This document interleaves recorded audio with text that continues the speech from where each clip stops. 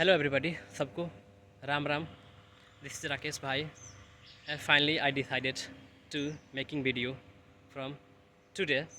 So I would like to tell you that I will making video on topics like geopolitics, national international relation, and also some educational content like history, polity, economics, and financials. So today, my first video on the Bengal election. Why is so important? And along with, I would like to tell you that my video will be bilingual, English and Hindi.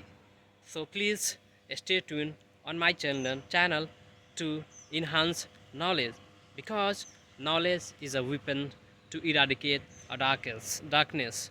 So let's together eradicate the darkness through our knowledge and spread awareness to us in society. So let's talk about Bengal election.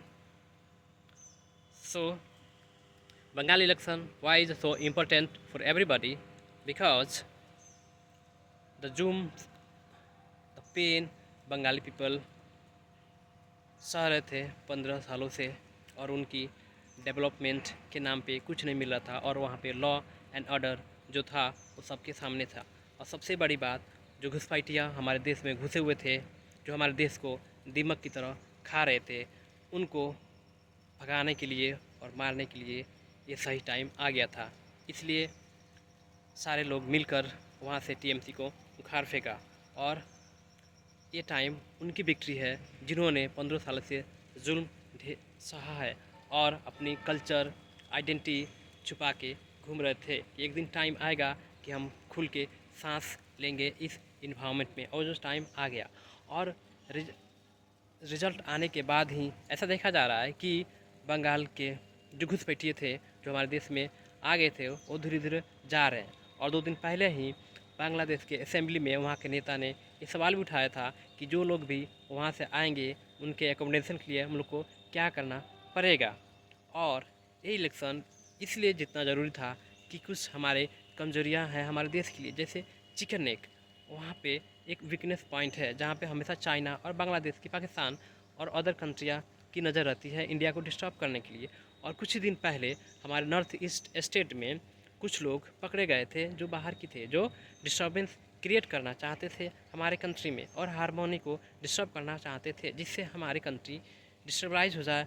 और जो progress चल रही है, GDP जो बढ़ रही है, और इंडिया डे बाय डे अब माइलस्टोन अचीव कर रहा है हमारे कंट्री में, उस सारी चीज़ें दूसरे कंट्री को देखा नहीं जा रहा है. इसलिए बंगाल इलेक्शन इतना बहुत ज़रूरी था, क्योंकि सारी ही जो मिस वीकनेस है हमारी कंट्री की, वो बंगाल देश से शुरू हो रही थी.